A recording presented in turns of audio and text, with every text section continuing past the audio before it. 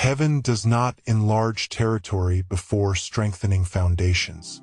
That is the part people rarely celebrate. We love the image of increase. We love the oak tree, the harvest, the open doors, the sudden overflow. But very few people wake up excited about roots. Very few people thank God for the season where nothing looks impressive yet everything important is being reinforced underneath. And that is exactly why this matters. Because the habits you practice with small resources are not random. They are your credentials. They are evidence. They are the quiet proof of what you would do if more were placed in your hands. So when you look at that one bill on the counter, that small balance in your account, that ordinary Tuesday with no applause attached to it, do not treat it like a meaningless scene. It may be a test in plain clothes, not a punishment, not God playing games with your life. A test of capacity, a test of trustworthiness, a test of whether you are becoming the kind of person who can hold increase without being ruled by it. Stay with me here, because what looks small to you might be carrying more weight in the spirit than you think. A lot of people think delay means denial. They assume that if the door has not opened yet, if the harvest has not arrived yet, if the financial pressure has not lifted yet, then something has gone wrong. Maybe God is ignoring them. Maybe they missed their moment. Maybe the promise was never real. But sometimes delay is not rejection. Sometimes delay is qualification. Sometimes what feels like waiting is actually training. And training is not glamorous while you are in it. It rarely feels poetic, feels repetitive, feels hidden. It feels like carrying bricks before anyone sees the building. Think about a person asking for more money while still being careless with the little that passes through their hands now. Not evil, just loose. Loose with time, loose with promises, loose with spending, loose with attention. Then the prayer becomes, God, give me more. But heaven is not only listening to the prayer. Heaven is also watching the pattern. Because increase does not just magnify options. It magnifies habits. If you are disciplined now, more gives that discipline room to multiply. If you are disordered now, more often just gives the disorder a louder microphone. You have seen this in real life. Someone receives a tax refund, a bonus, a settlement, a good month in business, and for a moment it feels like the breakthrough finally arrived. Then a few weeks later, the same pressure returns wearing different clothes. Why? Because relief is not the same as readiness. A sudden inflow can cover a gap for a season, but it cannot replace structure, cannot replace wisdom. It cannot replace the kind of internal order that knows how to direct resources with intention instead of emotion. Money can visit a life that is not prepared. It just usually does not stay long. That is why delay can be mercy. Hard mercy, sometimes. Annoying mercy. The kind that does not look like kindness at first because it refuses to indulge your impatience. But mercy all the same. If heaven sent the full weight of what you have been asking for before your character was reinforced enough to carry it, the answer to your prayer could become the reason you collapse. Some blessings arrive heavy, not heavy in a bad way. Heavy the way a crown is heavy. Heavy the way leadership is heavy. Heavy the way provision is heavy when other people's well-being starts depending on what you do with it. So maybe ask a different question. Not just, why is this taking so long? Ask, what is being built in me while it takes this long? That question changes the room. Because now the waiting season is no longer an empty hallway. It becomes a workshop. It becomes a gym for the soul. You stop standing there like someone being ignored and start paying attention like someone being prepared. You stop measuring the season only by what has not arrived and start noticing what is getting stronger in you. Your patience, your honesty, your restraint, your ability to tell the truth without drama, your willingness to budget without self-pity, your ability to honor small things when no big thing has shown up yet. And let's be honest, character testing is frustrating precisely because it rarely announces itself. It does not come with a label saying, "This moment is important." It shows up in everyday choices that seem almost too ordinary to matter. Returning the call you do not feel like returning. Logging the expense you would rather ignore. Waiting before you buy. Telling the full truth on the invoice. Choosing not to complain just because pressure is in the room. These do not feel like destiny moments. They feel like small moral chores. But small moral chores are where capacity is proven. A tree does not argue with the fact that it begins as a seed. It simply obeys the process. It reaches downward before it reaches upward. It lets unseen growth happen first. Human beings, on the other hand, often want visible expansion before hidden reinforcement. We want fruit before root. We want territory before trellis. We want a harvest with no patience for the seasons that make harvest sustainable. But heaven is not careless like that. God is not only interested in giving you something you can celebrate. He is interested in making you into someone who can carry that thing cleanly. So if this season feels slow, do not waste it by calling it empty. Delay may be the qualification phase.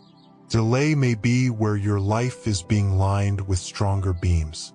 Delay may be the part of the story where heaven is checking whether your requests and your habits know each other. And that leads to a deeper shift. Because if you do not understand stewardship, you will misread everything you hold. The fear of loss gets stronger when you think you own what you were only ever meant to manage. That is the trap. Ownership clenches. Stewardship opens the hand without becoming careless. Ownership says, "This is mine, and if I lose it, I lose part of myself." Stewardship says, "This has been entrusted to me for a time, and my job is to honor it well." Those are not the same posture. One lives in panic. The other lives in responsibility. A lot of financial fear is actually identity fear. People are not only afraid of losing money, they are afraid of losing what money seems to promise. Control, safety, dignity, options, proof that they are okay. So they grip tightly, or they avoid looking at it altogether because the emotional charge is too high. But stewardship heals both extremes. It says, you are not the owner, so stop worshiping what passed through your hands. But you are accountable, so stop treating it casually. That is such a mature middle ground. Not obsession, not neglect. Honor. Picture the difference between clutching water in your fists and guiding water through channels in a field. A clenched hand loses what it is trying to keep. Stewardship builds channels. It directs, plans. It receives without panic and releases without panic. That is why fear of loss starts loosening when you stop acting like every resource must permanently prove your worth. Your bank balance is not your identity in numerical form. Your savings are not your soul. Your house, your client list, your paycheck, your opportunities, your talents, your influence, even your time itself, these are trusts. Real trusts, sacred trusts, but still trusts. That does not make you passive. It actually makes you more careful. A person handles a borrowed car more attentively than a person who thinks nothing matters. A good manager watches details because the thing under their care is valuable. They do not say, "It's not mine, so who cares?" They say, "It matters, so I will treat it with respect." And that is what stewardship does to your relationship with resources. It removes the desperation but sharpens the discipline, calms the fear while deepening the responsibility. That is a beautiful combination. Look at how fear behaves when ownership is the mindset. A market shifts and the heart starts racing. An unexpected expense appears and suddenly the whole future feels threatened.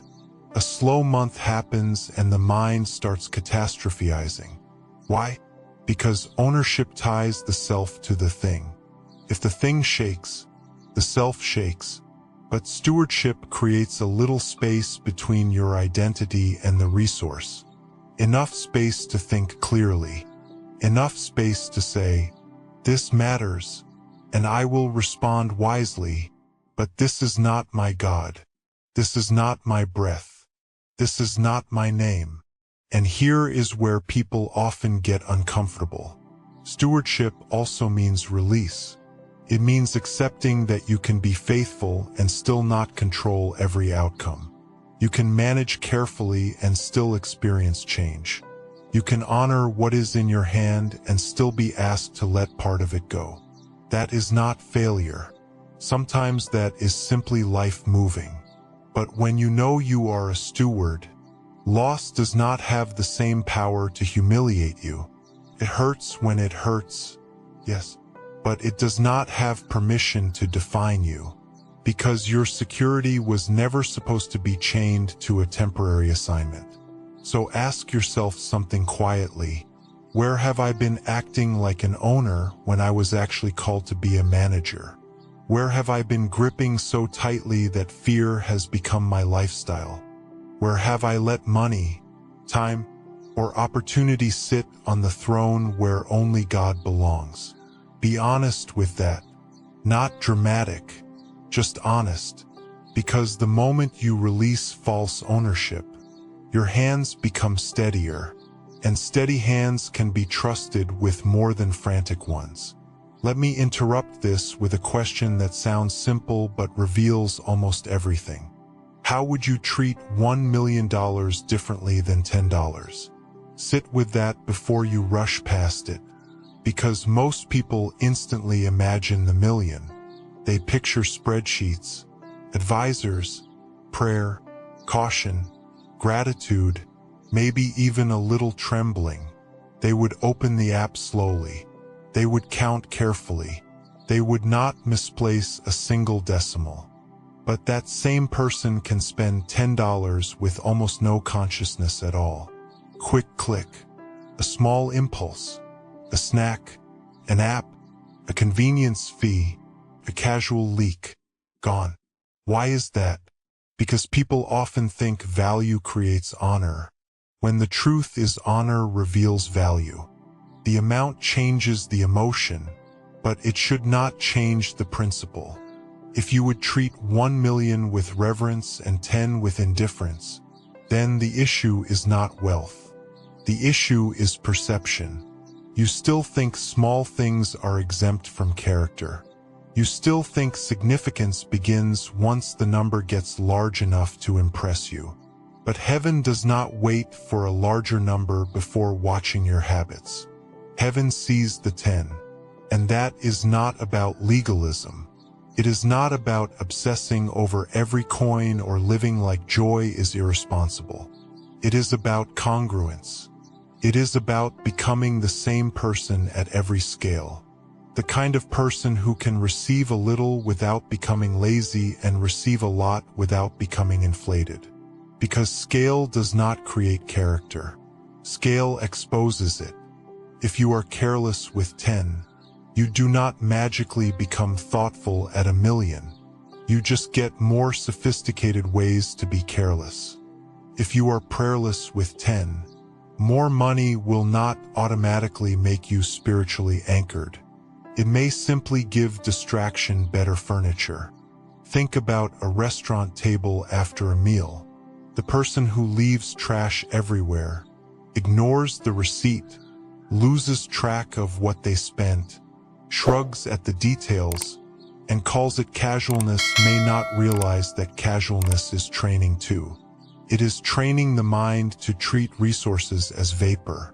But the person who pauses, checks, thanks, tidies, notes the cost, and moves on without anxiety is learning something else entirely. They are learning respect without fear. Small habits like that look boring, but boring habits often become the architecture of a stable life. So answer the question honestly.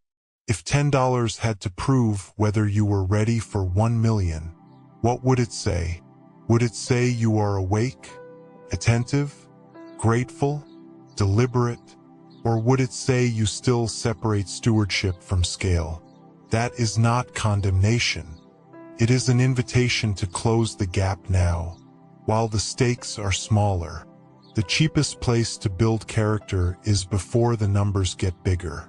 Remember that. Now let's go even quieter, because some of the deepest tests happen in the ordinary places where nobody is watching. This is where integrity becomes expensive in a way that does not show up on paper. Being faithful in public is easy compared to being faithful in private. Public faithfulness comes with witnesses. Private faithfulness comes with only your conscience and God. And that is where a lot of stewardship is decided. The integrity of the ordinary is this: what do you do with small responsibilities when there is no applause attached to doing them well? Do you round the number because no one will notice? Do you say you will do it tomorrow and then quietly let tomorrow turn into next month? Do you pray big prayers but ignore little disciplines? Do you make promises to yourself and break them so often that your own mind no longer fully trusts your word? These things matter more than people think. A house does not collapse because the paint was wrong. It collapses because something load-bearing was compromised where no one was looking. That is how ordinary integrity works. It sits under the floorboards. It is invisible to visitors, but it holds the whole place up. The truth on the tax form. The receipt entered correctly. The borrowed item returned in good condition. The subscription canceled when you said you would cancel it. The meeting kept. The bill acknowledged. The excess resisted. The small lie refused. The corner not cut. None of that looks dramatic. But heaven pays attention to load-bearing things. And if you grew up around disorder, the ordinary can feel insulting. You may think, why am I spending energy on this tiny thing when I need a major breakthrough? Because how you handle tiny things tells the truth about what kind of container you are becoming. A cracked bowl does not need more water first. It needs repair. A person who wants impact but resents small responsibilities is often still in love with the image of increase more than the reality of stewardship. That sounds harsh, but sometimes honesty needs to sound a little plain. Here is a grounded observation. People often betray themselves in ordinary ways long before they betray anything major. They arrive late repeatedly. They leave tasks half-finished. They promise loosely. They keep mental clutter until it becomes emotional clutter. Then they wonder why peace feels hard to access and stability feels far away. But stability is built from ordinary honesty repeated over time. It is not usually a grand moment. It is dozens of small moments where the soul learns. I do what I said I would do. I tell the truth even when it costs convenience.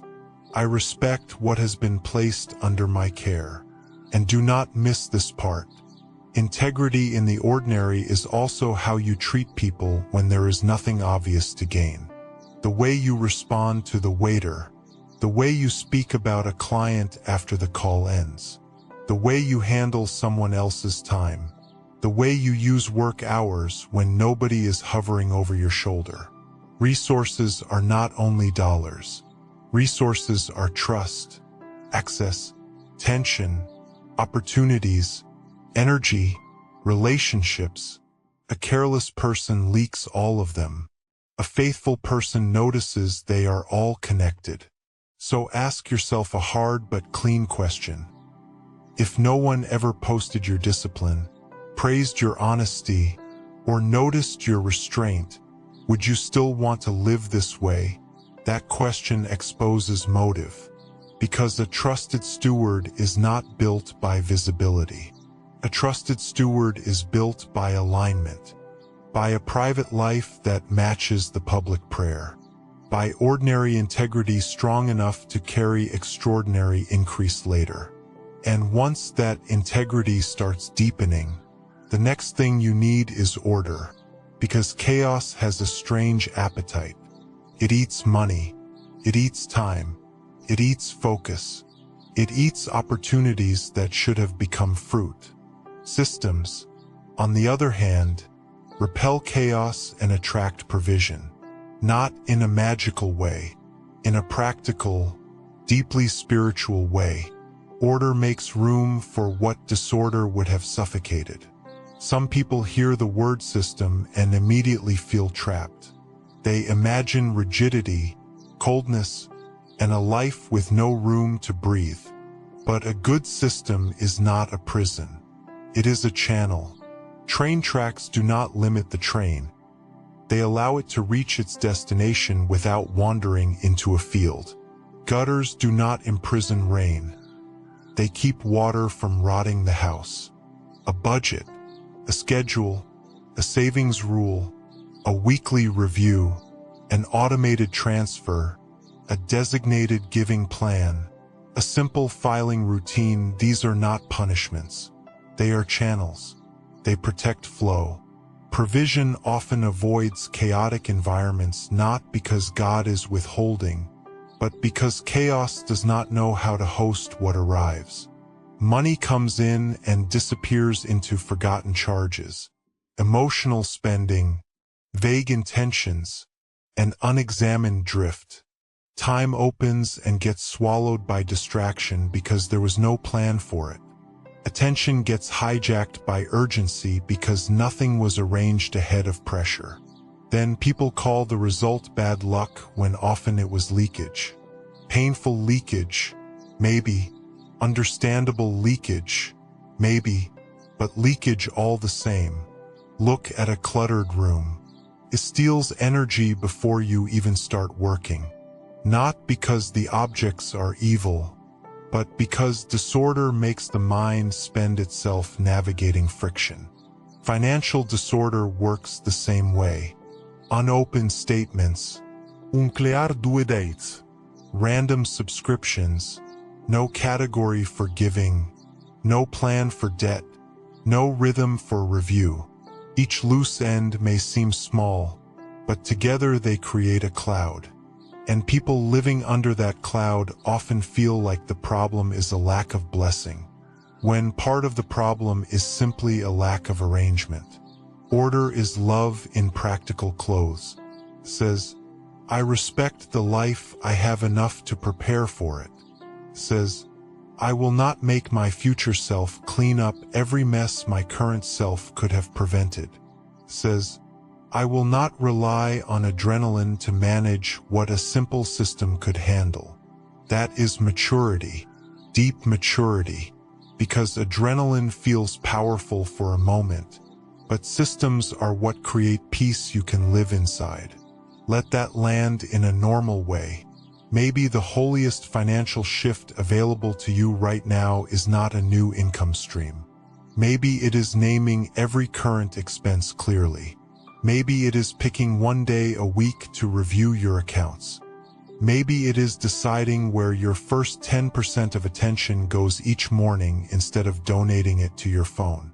Maybe it is creating one folder, one spreadsheet, one auto transfer, one written plan.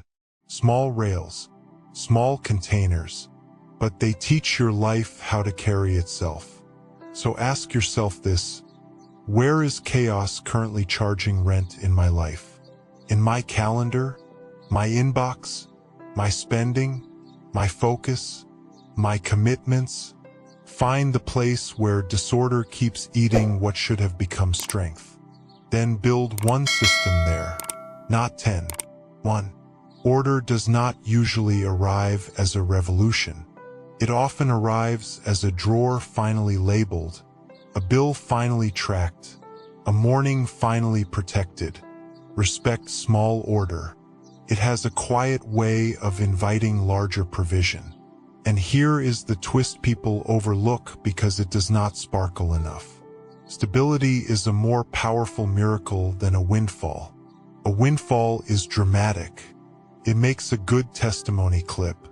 It gives the room something to gasp at. But stability is what changes a life. Stability is what changes a family line. Stability is what turns panic into peace, reaction into rhythm, and fear into trust you can actually stand on. A windfall can visit. Stability can stay. Think about the difference. A sudden sum of money can solve a problem for a moment. Stability teaches a person how not to recreate the problem from the inside. A windfall feels like rain on dry ground. Beautiful, needed, sometimes heaven-sent. But stability is irrigation. It is the system that keeps the field alive after the storm passes. One is exciting, the other is sustaining. And if you had to choose which miracle would actually bless your children, your sleep, your marriage, your ministry, your mind, you would not choose the flashy one every time. You would choose the one that lets peace become normal. A lot of people are secretly addicted to dramatic rescue because ordinary stability feels almost too plain to celebrate. They would rather tell the story of the sudden breakthrough than live the slower story of consistent bills paid, savings quietly built, debt steadily reduced, mind calmly ordered, life gently strengthened. But stability is not less spiritual because it is quieter. It may be more spiritual precisely because it requires repeated agreement with wisdom instead of one emotional high. Notice this in your own reactions. When you imagine abundance, do you picture a giant moment that erases all tension at once? Or can you imagine the holier miracle of becoming someone who no longer needs chaos to feel alive? That question matters, because some people do not want stewardship as much as they want escape. And stewardship will always feel demanding to the person who only wants a way out. But to the person who wants lasting peace, stewardship becomes deeply attractive. There is a miracle in being able to breathe when the number is not perfect yet. There is a miracle in becoming reliable. There is a miracle in no longer dreading the mailbox, the app notification, the meeting, the conversation. There is a miracle in a life that holds together. It may not trend. It may not impress people who only recognize spectacle, but it is powerful. Stability is like a spine being strengthened. You do not applaud it every day, but without it the whole body struggles. So do not despise the slower miracle. Do not mistake consistency for smallness. A stable life is a serious piece of beauty. It is often built in secret. It is watered by discipline. And it becomes the place where real increase can land without breaking things on impact. Now let's make this practical enough to touch. If stewardship is real, it should survive contact with your actual calendar, your actual focus, and your actual accounts. This is where the stewardship audit matters, not as a ritual of shame, as a way of telling the truth. Because what you do not examine, you usually exaggerate, avoid, or mismanage. A simple audit turns fog into facts. Start with time. Your day is an account. 24 hours are placed in your hands each morning whether you feel rich or poor. So ask plainly, Where did my hours go this week? Not where did I hope they went. Where did they actually go? What received my best energy? What got leftovers? What did I say mattered that my calendar did not agree with? There is no need for drama here, just honesty. Time tells the truth about stewardship faster than intentions do. Then audit your focus. Focus is a resource now, maybe one of the most expensive ones, because in this world, attention leaks everywhere.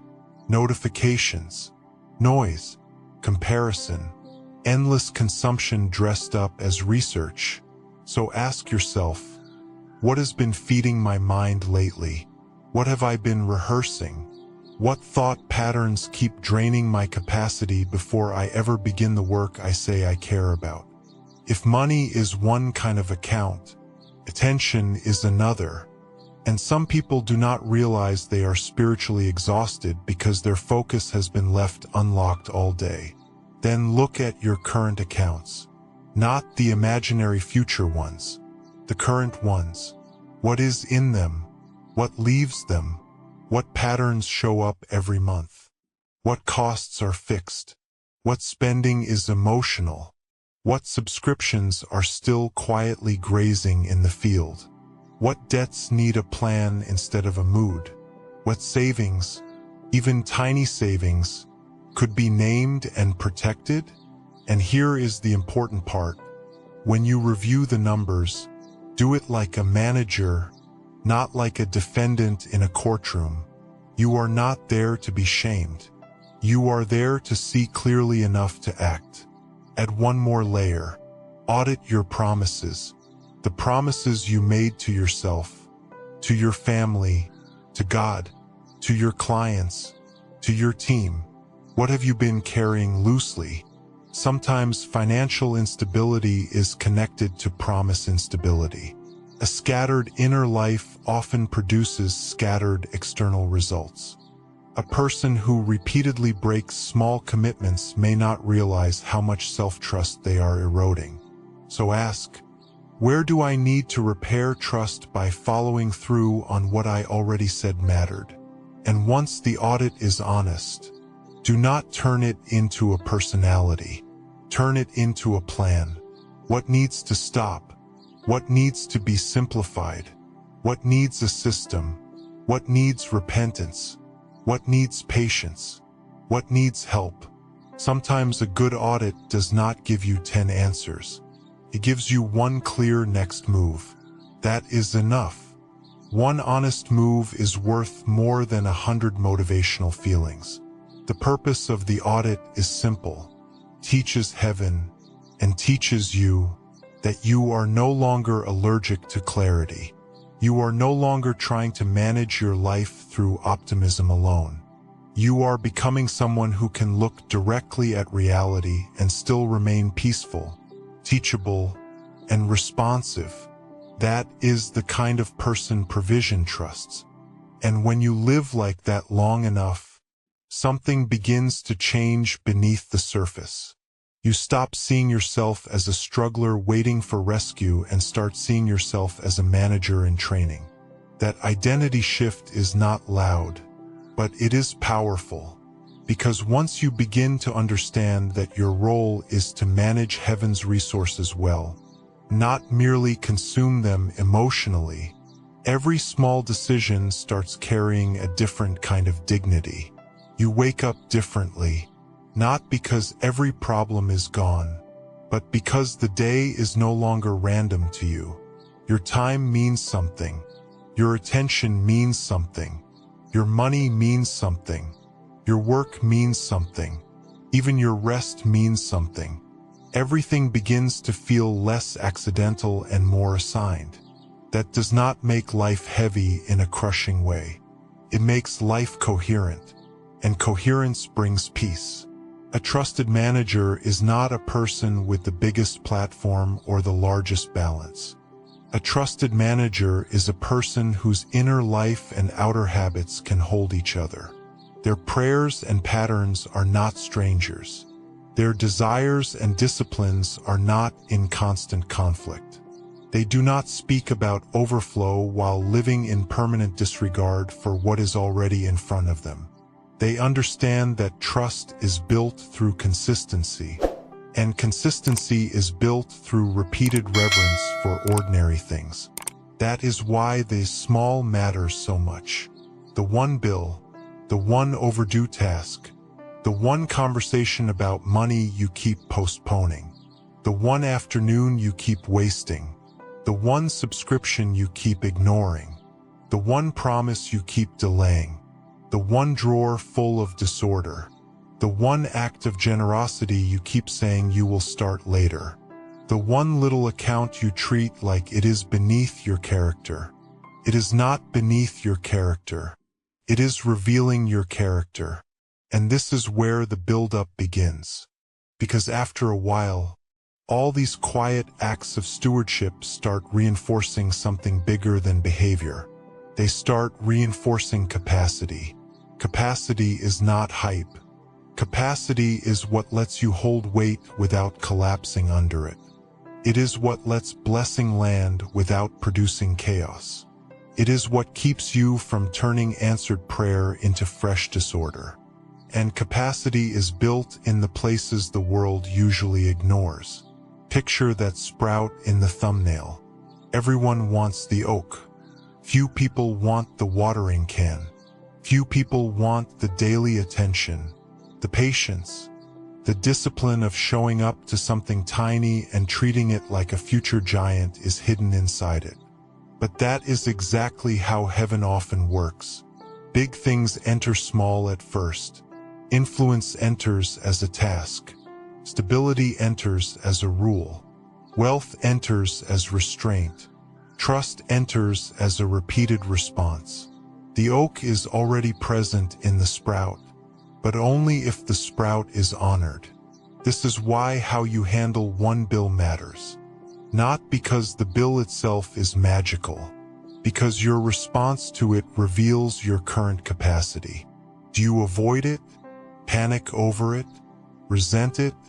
Ignore it and then call the consequences spiritual warfare? Or do you face it, name it, plan for it, pray over it, and keep your peace while you deal with it? That response says more about your readiness for increase than the size of the bill ever could. Some people keep praying for greater territory while stepping over smaller responsibilities like they are beneath them. But heaven does not separate territory from trust. The small thing is often the doorway to the large thing. Not because God is petty, because patterns scale. A person who cannot manage a cup should not be handed a river. A person who treats a seed carelessly cannot be shocked when an orchard remains theoretical. The future often disguises itself as the present assignment. So let this become personal.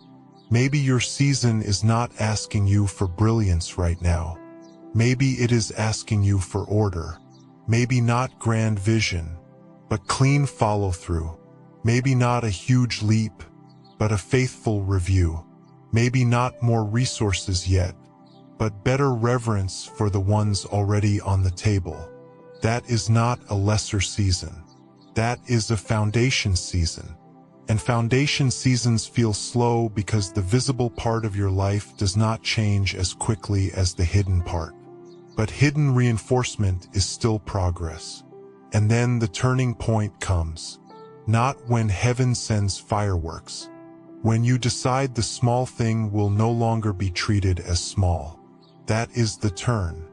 When you stop waiting for a dramatic future version of yourself to suddenly become disciplined, and instead let discipline begin with what is already in reach. The next bill, the next hour, the next receipt, the next meeting, the next choice to tell the truth quickly instead of eventually. This is the moment where stewardship stops being an idea you admire and becomes a standard you live by. It may happen tonight when you sit down and review what you have been avoiding. It may happen tomorrow morning when you protect your first hour instead of giving it to noise. It may happen the next time $10 passes through your hand and you choose to treat it with the same respect you claim you would show $1 million. The turning point is not dramatic because it is real. Real change usually starts in decisions too plain to impress anybody. And once you cross that line, you begin to feel something steady forming in you. Not perfection, not instant mastery, steadiness. The kind that says, I can be trusted with what I already have, and I will live like that now. That sentence alone can change a life, because a person who believes they are in training for trust moves differently than a person who believes they are merely trying to survive. Then comes the climax, and it looks different than most people expect. It is not necessarily a giant deposit or a sudden spotlight. It is the moment you become a trusted manager in spirit before the world can fully see the evidence in scale. It is when your inner life finally matches the prayers you have been praying. When you can hold a little with peace. When you can face numbers without flinching. When you can build systems without resentment. When you can stay honest in ordinary places. When you can release ownership and still remain deeply responsible. That is a powerful transformation, because now, if heaven puts more in your hand, it will meet a different person than before. Not a frantic version of you. Not the version that needs drama to feel alive. Not the version that calls every delay abandonment. It will meet someone quieter, stronger, less dazzled by the image of increase and more committed to the integrity of it. Someone whose life has rails. Someone whose words and habits know each other. Someone who understands that wealth is not a trophy for display but a tool for assignment. And that is what becoming a trusted manager of heaven's resources really means. It means your soul has stopped treating provision like a drug and started treating it like a responsibility. It means your fear of loss no longer owns the room. It means you can be given more without being possessed by more. It means the oak is no longer a fantasy because the sprout has finally been taken seriously. So when you leave this video, do not go looking for a dramatic sign first. Look for the next small thing in your care. That is where the exam usually begins. The bill, the calendar, the clutter, the promise, the account, the hour, the $10, the ordinary decision with no audience. Handle that well, and you may be closer to your next season than you think. Ignore it, and you may keep asking for doors that your current habits are not ready to walk through. This is the final test for a lot of people, though it does not look final at all. It looks ordinary. That is what makes it easy to miss. But if you can honor the ordinary, tell the truth in the small, build order where there has been drift, and choose stability over spectacle, then you are becoming the kind of person heaven can trust. Not because you are perfect, because you are faithful. And faithfulness is heavy in the best way, can carry what excitement alone never could. So subscribe if you want to keep growing your capacity from the inside out. Download the Stewardship audit prompts and actually sit with them this week. Slowly, honestly, without shame. And if you are ready for deeper structure and guidance, join the Master Steward coaching program. But above all, do not let this become another message you admired and moved on from. Let it become a practice. Water the sprout, honor the bill, protect the hour, tell the truth, build the system, choose the stable miracle. Because the person who can be trusted with little is not far from being trusted with much.